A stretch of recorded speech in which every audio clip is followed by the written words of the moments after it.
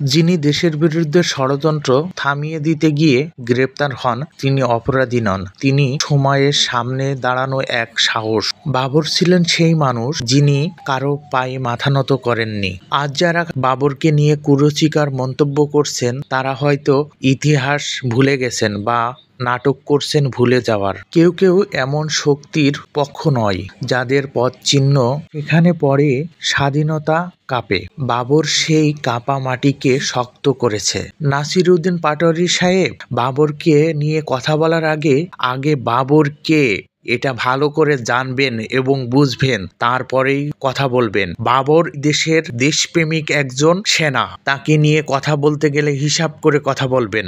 এদেশের 18 কোটি মানুষের হৃদয়ে বাবর আছে, তাই হিসাব করে কথা বলবেন বাবরকে নিয়ে কথা বলার আগে। ধন্যবাদ। যারা এখনও আর্টিস্ট হোম পেজটিতে ফলো দেননি তারা অবশ্যই ফলো দিয়ে আমার পাশে থাকবেন।